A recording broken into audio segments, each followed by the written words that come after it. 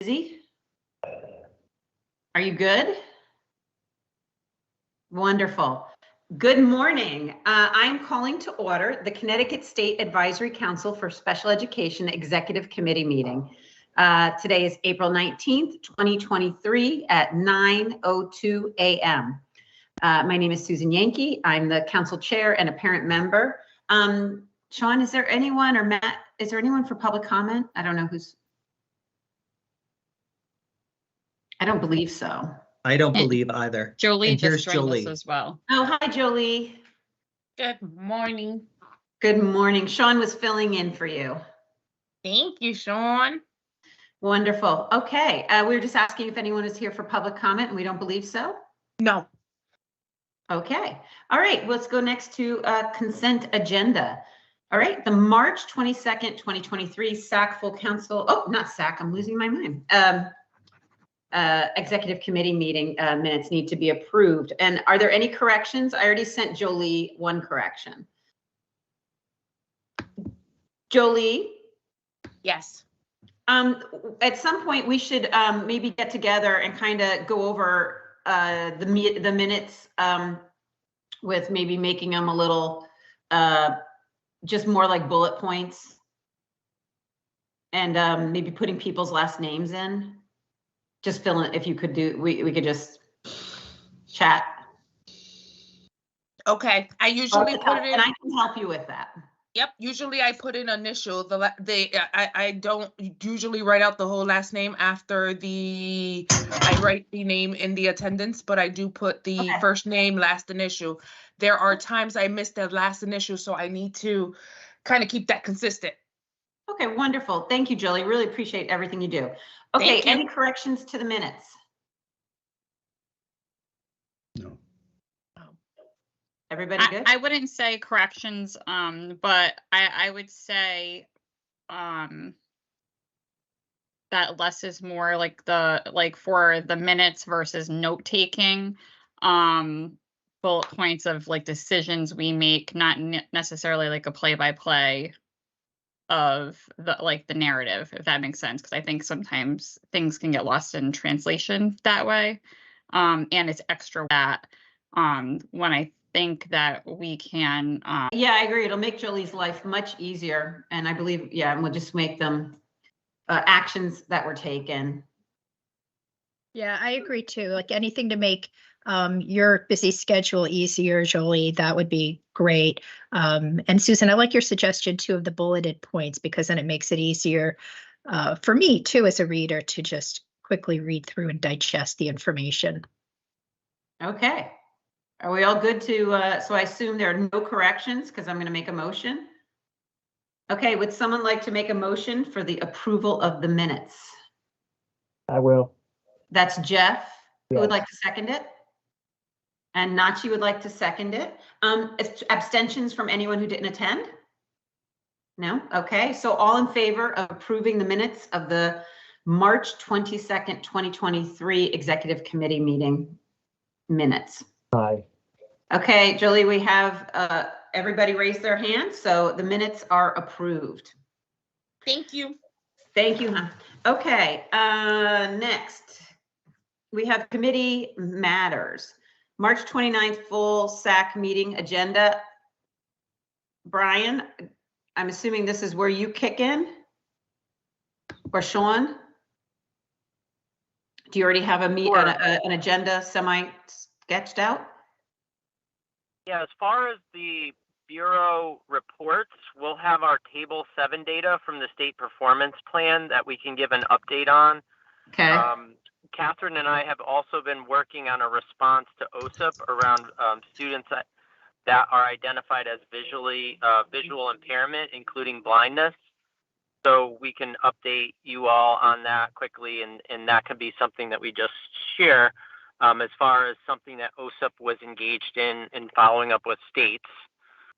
So we have a response to that. And our state performance plan, annual performance report that we, our 6-year plan that we submit to OSIP, we're in our clarification period now. So, there'll be a brief update for that.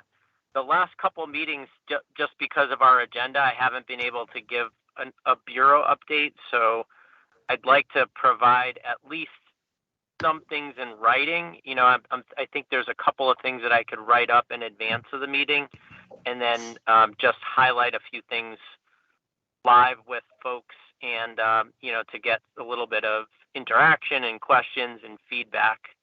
And our plans for technical assistance and professional development for 23-24 are pretty much solidified. We're just working through some final details on it. So I have a few slides to share around our activities, primarily with the RESC Alliance and CERC. So those different pieces we can definitely discuss. There were a couple of meetings ago too. I'm not sure how much interest there is as we're kind of winding down the year, but around the parent week, where we had talked about possibly a subcommittee to look at the questions that will be going out so that folks can familiarize themselves why we have the questions we do, how we came to those decisions, and which ones are actually used as data points for our indicators. So that's, again, a decision we can make, is that where does that lie within the priorities of the council, and how we want to approach that work. But so there's a few things. There's one, I would say the table 7 data on dispute resolution. That's the number of due process hearing requests, mediations, and complaints. And that's usually about a 15-minute presentation from one of our due process leads. So those are some points of discussion for the executive committee for our next meeting in Waterbury. Looking forward to being in the new CERC building. That's going to be great.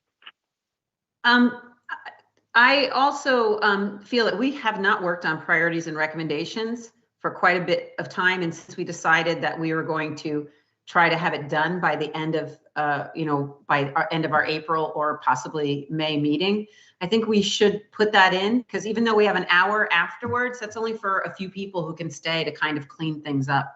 But I feel like we really need to address priorities and recommendations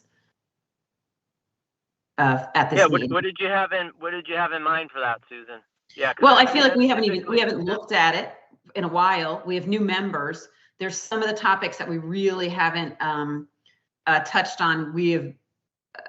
I think with all, we should also open up the discussion again for retention and recruitment, because that seems like every meeting I go to, that's what's being discussed. But I feel like I really want to hear the voice of the entire SAC, have input on the priorities and recommendations. So if we can do the breakout groups if you would like.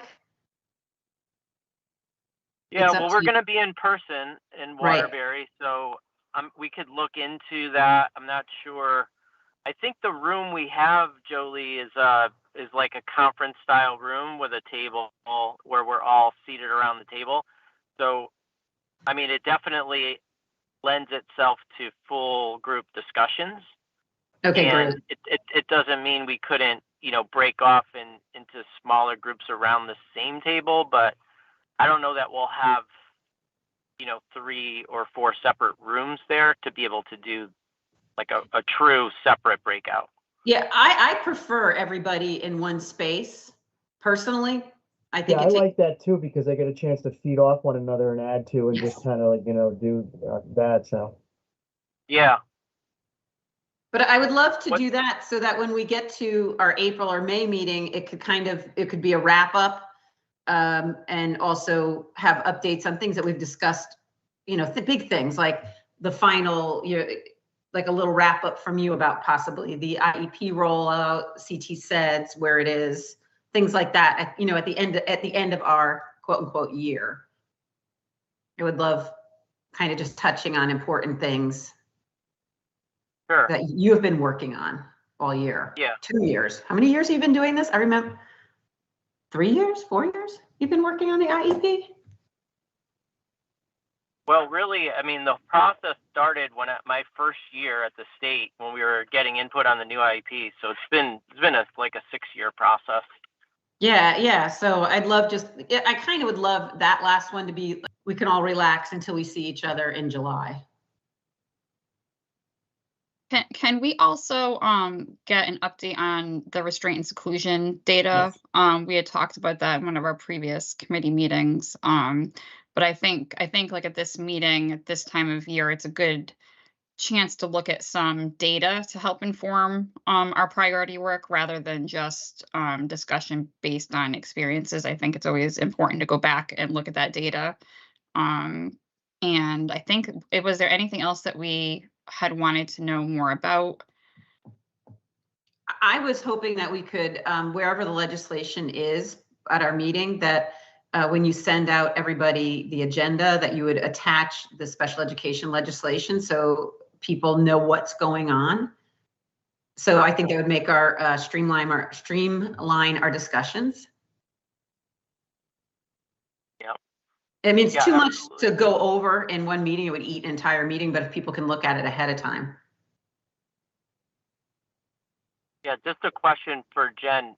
When you say restraint and seclusion data, what specifically are you interested in? Like That's a good question. Yeah, we have. What is our available? Okay. Yeah, what we could do is we could review like our most recent annual report and just orient the advisory council to that. What our data collection involves, what the reporting from the district, what their requirements are, and kind of, like you said, use that as a basis or a foundation.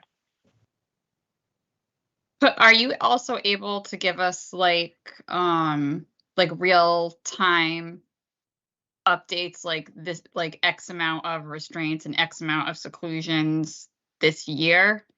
Because I imagine that the annual report isn't as recent as we'd like it to be. So kind of like, what does it look like this school year? Or is that? Yeah, we have data on 21-22. Mm-hmm. So that's the kind of year look back. Mm-hmm. I'm not sure we'd be able to pull data. When's our meeting? Next Wednesday. Yeah. The 26th. Mm-hmm. Yeah, I wasn't not sure we'd be able to with CT pull SEDS you could do real-time it. data. Yeah. As you all know, we have a new data collection system in CT SEDS. So our districts have just learned the process. We're still learning the process and the capacity of the system. And yeah, it depends on what you're like. What are you looking for trends in districts this year on restraints and seclusions? Yeah, I guess so. Okay. Yeah, I guess what is the prevalence rate, and is it happening more in a certain type of school or certain disability categories? But I don't know if you can necessarily go that deep into this meeting. Maybe in a future meeting, Yeah, we go wouldn't deeper. be able to. Yeah. Yeah, so every year, we're required by statute to have the annual reports reported to the General Assembly and in the board in January of every year. So Okay. we do have that solid from the year before, which we can share, and it goes into extreme depth as far in analysis. Mm-hmm. And so I wouldn't anticipate any major differences from last year to this year. Like, for example, the year before that was a year where within COVID and some schools weren't in person. So we try not to compare year over year if there's changes. Another recent change is when the forcible escort was included as a restraint, and the numbers inflated because of the additional reporting that the districts were doing. So we explain that all in the annual reports.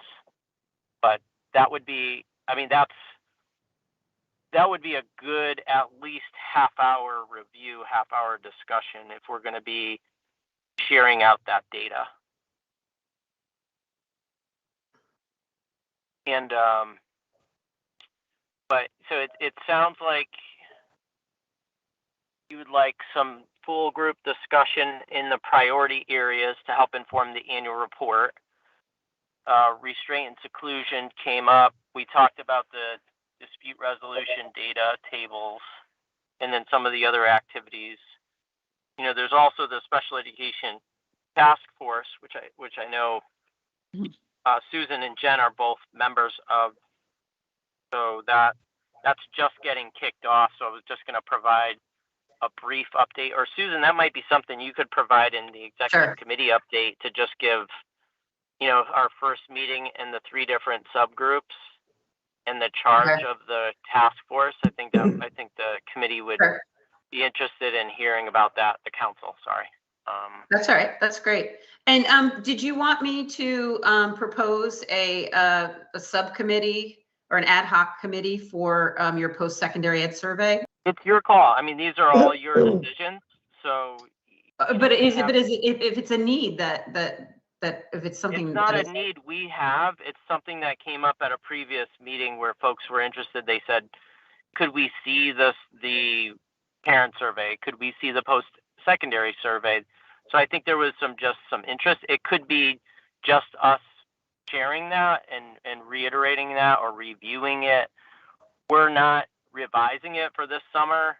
That's not in our plans, but it's something that, again, if there's a particular interest, subcommittee could always be, or an ad hoc committee could always be charged with that. It's not anything we're asking of the advisory council. It's just an area of interest that came up. Okay. All right. But if you're not doing any revisions, then I think we have other things on our plate, like restraint and seclusion, that are hot, that we really need to address, since that's what seems to be a super important, and teacher retention and recruitment. I just have a couple of housekeeping things for that meeting, and I know we have to move on to the other stuff. Miss Jolie? Yes. Will there be printed agendas at this meeting? Absolutely. Beautiful. And the parent mileage forms? There are, yes, I have parent mileage forms, but the way that I work with that is I'm going to just take their information and prepare the stuff on this end. No one. So Jolie, last time that's what we were going to do in our in-person meeting, but I would prefer the forms because you actually were not able to attend last minute, the last in-person meeting. Correct. So if you could do that, or a way that if you can't be there to get people's information, if you kind of tap somebody else on the shoulder to make that their job. When I'm not available in attendance, I get a list of attendees, and I reached out to all of the members the last time that our meeting met. So if I'm not in attendance, we will make sure to wrap around and check. I will go back and check to make sure who's in attendance. No one for the November meeting was looking for reimbursement. Right.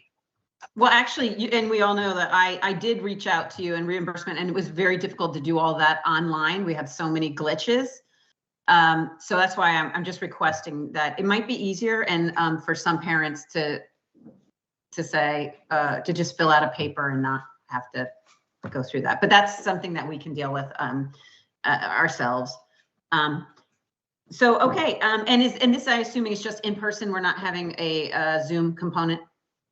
Susan, I just want to clarify that the process that Fiscal has for the membership, the reason that it took, we've never had an issue sending in the form to process for a vendor profile. If someone has not been paid by the state before, we would need to process a vendor profile before they are able to be reimbursed for mileage. So that's why I prefer to just work directly with anyone who doesn't have a vendor profile. Okay, thank you so much, Jolie. All right, do we need to move on to the next item, or is everyone else set with that meeting? Oh, Zoom. Is there Zoom, Jolie? No Zoom. Okay, just checking. All right, so should we just move on next to this SAC membership survey applicant appointment? Okay, so a lot of you were in the meeting yesterday, so thank you. We did have 2 applications that we reviewed. We do have a student who is interested in joining the SAC, and the committee decided to have a follow-up meeting with the student and or one or both of his parents, just to get a little more information and, some more detailed information about his interest in the SAC. So I have reached out to the student and the parents, and I'm just waiting to hear from them to see when the best day and time would be for us to meet. I did suggest the committee's preferred days and times, and we'll just see if that works out with the student's school schedule. So that is the update regarding our student applicant. And then we do have a teacher who submitted an application. And I just want to make sure that I want to respect the privacy of this individual.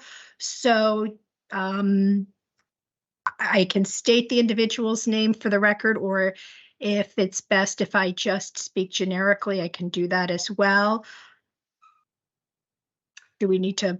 It's okay. I think he impressed the committee. So his name is Tyler Young, and he is a special education teacher in Bristol, and he lives in Torrington.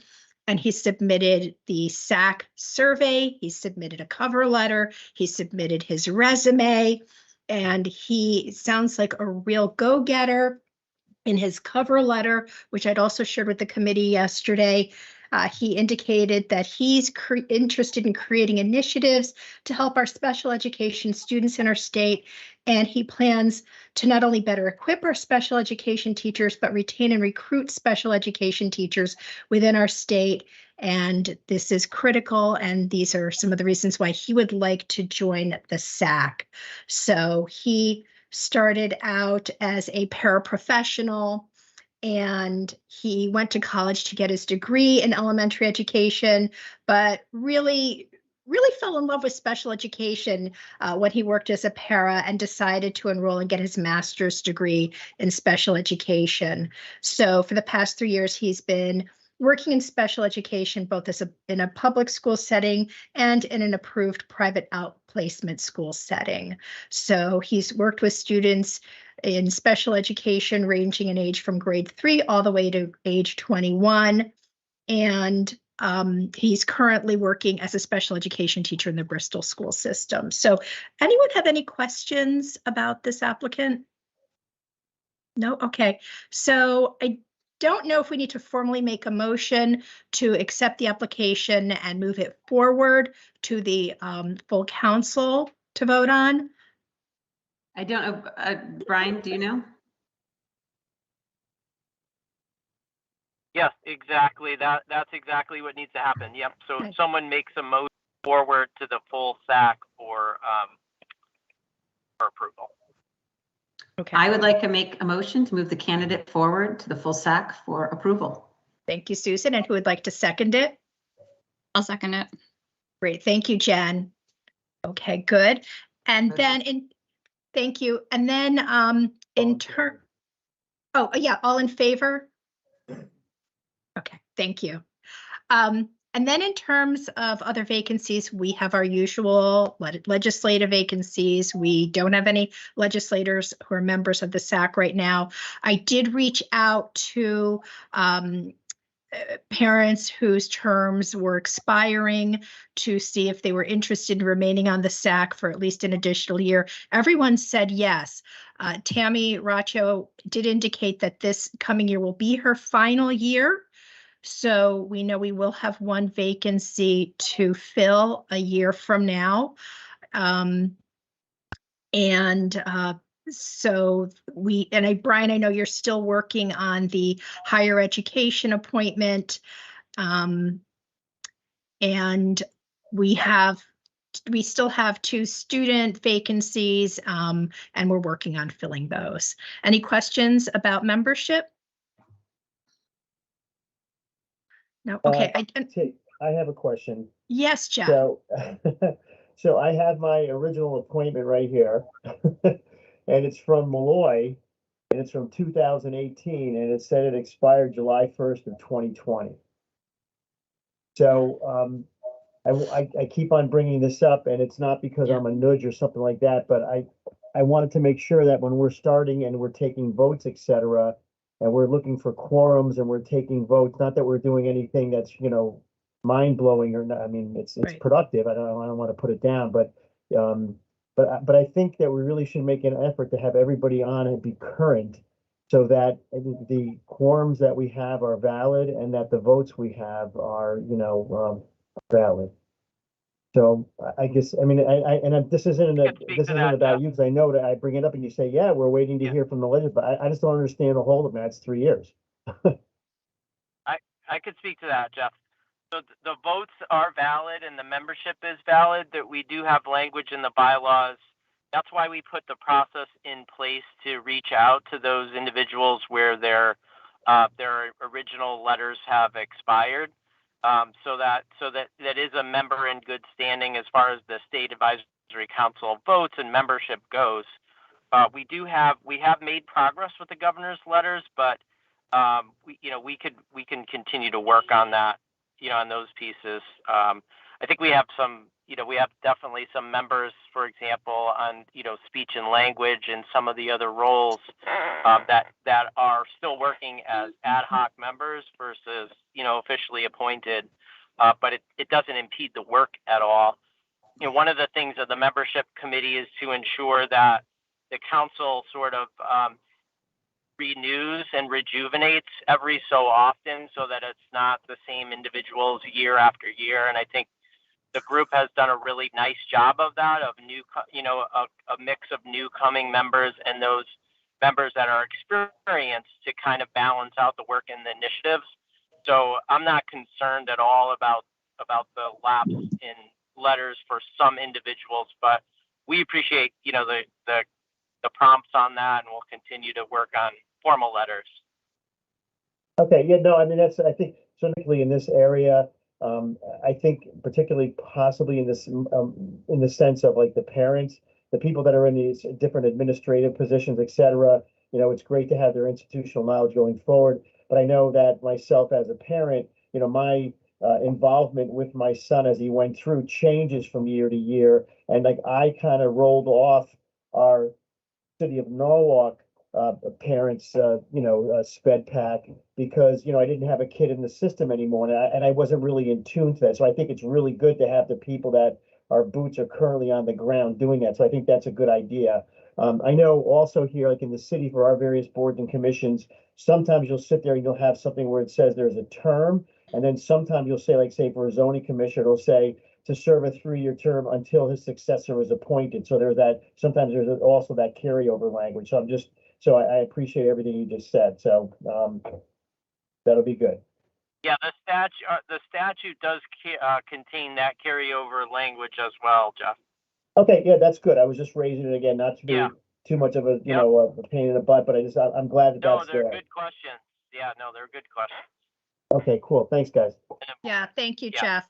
And I'd also like to add that at the membership meeting yesterday, we also, Brian Smith had brought up the idea of perhaps organizing a quick team meeting with legislators who might be interested in learning what the SAC is doing, getting updated information. So, we're continuing to brainstorm ideas to bring the state legislature into the SAC. And I know, Brian, you had also mentioned that this is a busy time right now when the legislature is in session regarding when we can bring them in or offer a 15-minute Q&A or update. But, I certainly hope that if there are any legislators who are available to attend even a portion of a SAC meeting, that would be really great. And, what I like too, Brian, is on your agendas, you always break it down into time components. So hopefully a legislator will receive an agenda and look at a topic and say, oh, wait, Brian has this down for 10:15. I think I can jump in. So we're just continuing to brainstorm ways to bring them into the SAC. Any questions regarding membership? No? All right. Thanks, everyone. Thank you so much. It looks like I'm frozen. You're Am I? moving on my end. Okay, that's wonderful. On my own end, I'm not. And if you hear, I'm babysitting a dog, so if you hear jingling, it's not me. I just keep walking back and forth. Great. Next would be, oh, and we did the legislative. Tomorrow, and what we've been trying to do is come up with a letter. I'm gonna have to, I've been really busy at work here, but I'm gonna have some breathing room hopefully tonight. And what I'm gonna do is I'm gonna put together the outline of a letter that we're gonna do. And what we're thinking is, because a lot of the different legislation has moved on to the next step. So it's not like there's going to be any, our letter is going to be any public testimony, but what we're going to do is we're going to reach out directly to the people that are on the different committees, and also any of our local legislators. That includes the restraint and seclusion, but it also has a number of other different topics in there that we wanted to comment on. And then also we're going to then put together some ideas that we can send to your local legislator. I was thinking also maybe, Susan, of doing kind of like a little bit of a sample letter that others can then just take and make their own, but then just kind of use that as a basis. So that's where we are. Okay, wonderful. Anything else? Anybody have any comments before we adjourn the meeting? Yeah, No? Brian, drive safe. Right. Jeff, will do. Okay, and Jolie, before you we end this, if I have to connect with you about sending out an email to people if they want to stay or if they're able to stay for the work group, and we can get together on that, because you can send it out when you it might be too late if we send it out with the agenda. So we'll probably I'll have to get on that and get that to you. So we Tomorrow? Oh, wait, this Friday? Yeah, you remember we're going to stay a little, I think you got Yeah. it for another hour. Yeah, Yeah. so I'll get to you and we'll just put Okay. something together to send out, to give members a heads up and You say, got it. don't forget. That would be wonderful. Okay. Okay, anything else? I might be looking at the wrong agenda for today. I think it's the correct one. It lists the meeting today as Wednesday, March 22nd. Whoops, I just saw that. Yep. Okay. I just saw that too. Good eye. Oh, wait, good, I'm not on. Okay. I'm not sure. Hello?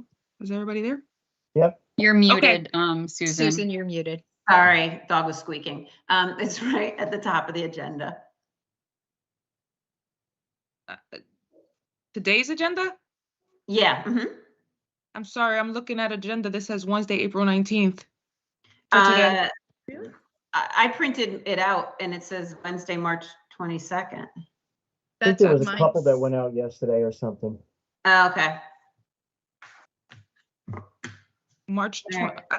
I don't know, I have two up right now, and March 22nd is the draft. And then I have my Okay, 419. then you and I both have the wrong thing, Catherine. Yeah, mine says 3/22/23. Yeah, so great minds get lost together. So sorry about that. And I went with you. All right, so I would love to adjourn this meeting. Would someone please make a motion to adjourn the meeting? I'll make a motion to adjourn the meeting. Thank you. That was Catherine. Who would like to second it? Thank you, I- Jennifer. Okay. Wonderful. Let's vote. Everyone has, oh, even Nachi has his hand up. Okay, all are in favor of adjournment. So we are adjourning the executive committee meeting on April 19th at 9:38 a.m. Thanks, I will- guys.